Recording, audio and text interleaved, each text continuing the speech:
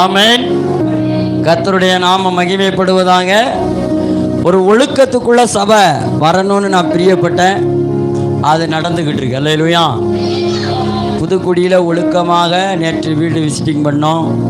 நிறைய பேர் ஒழுக்கமாக இருக்கிறாங்க, மக்கள் வாஞ்சையாக இருக்கிறாங்க, விரும்புகிறாங்க. நான் மூப்பர் தான் ஜெபிக்கணும்னு சொன்னேன், ஆனால் மக்கள் மூப்பரை தான் ரொம்ப விரும்பினார்கள். அல்லேலூயா. அப்போ சபை ஒழுங்காக நடக்கு. அல்லேலூயா. ஆமென். அடுத்து பாருங்க, மாற்றத்தை தேவன் உருவாக்கிக்கிட்டே இருக்கார். என்னத்தை உருவாக்குறாரு? கோணனானவைகளெல்லாம் உனக்கு நான் என்ன பண்ணுவேன்? நேராக்குவேன். அப்போ நம்மக்கிட்ட யாரெல்லாம் கோணலாக மானலமாக இருந்தாங்களோ அவங்களாம் என்ன பண்ணுறாரு? ஆண்டவர் நேராக்குறார். அல்லேலூயா. அதே மாதிரி நம்ம ஊழியத்தில் கோணலும் மானலமாக இருந்ததெல்லாம் இப்போ ஆண்டவர் என்ன பண்ணுறாரு? சரிப்படுத்திக்கிட்டு இருக்கார். ஆமென். ஆமாம். அதனால் நமக்கு ரொம்ப தெளிவாக நல்லா தெரிகிறது, இந்த ஆண்டு குதிரை ஓட்டம். என்ன ஓட்டம்?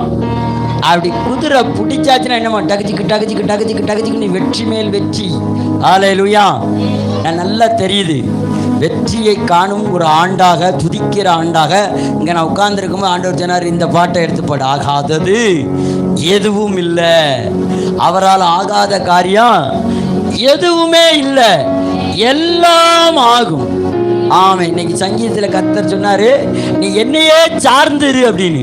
புதிய ஏற்பாடு புது வெளிச்சத்தில் ஆண்டவர் என்ன சொன்னார்னா, பரிசுத்த ஆவியானவரையே சார்ந்துரு. அல்லேலூயா. ஆவிக்குரியவனை எவனாலையும் என்ன பண்ண முடியாதான்? கண்டுபிடிக்க முடியாதான்.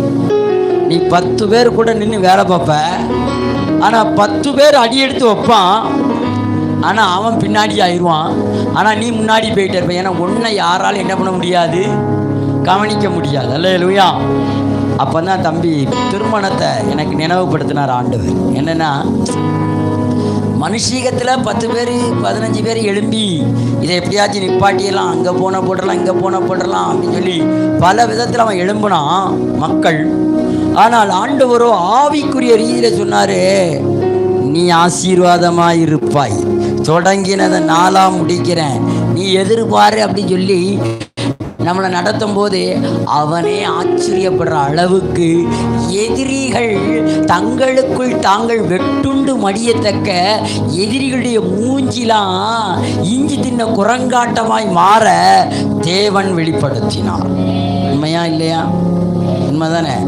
அப்போ அவன் மாம்சத்தில் 10 பேர், நம்ம ஒத்தாள். ஆவியில் நடக்கிற எவனையும் எவனாலும் என்ன பண்ண முடியாது? புரிந்து கொள்ள முடியாது. அல்லேலூயா. ஆமாம். நம்மகிட்ட 2 ஸ்டாஃப் இன்னைக்கு ஆஃப் ஆகிட்டு அப்படின்ட்டு நிறைய பேர் இப்போ பல விதத்தில் சிந்தித்தார்கள். ஆனால் நான் ஒரே விதத்தில் சிந்தித்தேன். அன்னைக்கும் 116 ரூபா வச்சு தொடங்கின இந்த ஊழியத்தில் அன்னைக்கு நீங்கள் தான். இன்னைக்கு பல லட்சம் இருந்த நடத்துகிற இந்த ஊழியத்திலையும் நீங்கள் தான். அல்லேலூயா. அப்படி தானே? உண்மை தானே இல்லையா? ஆமாம். நேற்று கேட்டால் நீங்கள் கடனே வாங்க மாட்டீங்களோ? எங்கேயா வாங்கி பழக்கம். அல்லேலூயா. அல்லேலூயா. கர்த்தர் நம்ம கரம் பிடித்து நடத்திட்டார்னு வைங்களேன், அது எவ்வளோ பெரிய கோட்டையாக இருந்தாலும் சரி, எவ்வளோ பெரிய கோபுரமாக இருந்தாலும் சரி, அதில் கொண்டு நம்மளை நிறுத்தி அழகு பார்க்குற ரோஜா மாதிரி வச்சிருக்கிற தெய்வம். அல்லேலூயா. அல்லேலூயா. அம்மா அறிவிப்பு கொடுத்தாங்க, அடுத்த வாரம் சங்கீதம் 136 தம்பி பீட்டர், அடுத்து 4வது சங்கீதமா 4வது சங்கீதத்தை அவங்க வீட்டை, அதுக்கு அடுத்த வாரம் எஸ்தர் 5வது சங்கீதத்தை ப்ரிப்பேர் பண்ணி கொள்ள வேண்டும். அல்லேலூயா. அல்லேலூயா. ஆமாம். அடுத்த வாரம் செண்டம்மா காணிக்கை ஜெபம் பண்ண வேண்டும். அல்லேலூயா. சரி, ஒவ்வொருத்தரையும் வரிசையாக கொண்டு வருவேன். ஆமென். ரைட். சரி, இப்போ நம்முடைய ஒழுங்கின்படி நாம் ஒவ்வொரு வாரமும் தேவனுடைய சித்தத்தை இந்த வாரத்தோடு முடிக்க போகிறோம். அல்லேலூயா. தேவனுடைய சித்தத்தை நாம் என்ன பண்ணோம்? அவருடைய விருப்பம்னா என்ன, அவருடைய விருப்பத்துக்குள்ளே நம்ம எப்படி இருக்கணும், அவர் நம்ம மேலே வச்சிருக்கிற விருப்பம் என்ன. அல்லேலூயா. சரி, அவருடைய விருப்பம் என்ன என்பது ஒரு சின்ன கதையை மட்டும் நான் சொல்லிட்டு நான் என்ன பண்ண போகிறேன்? நம்முடைய பிரசங்கத்தை ஸ்டார்ட் பண்ண போகிறேன். அதுக்கு முன்னாடி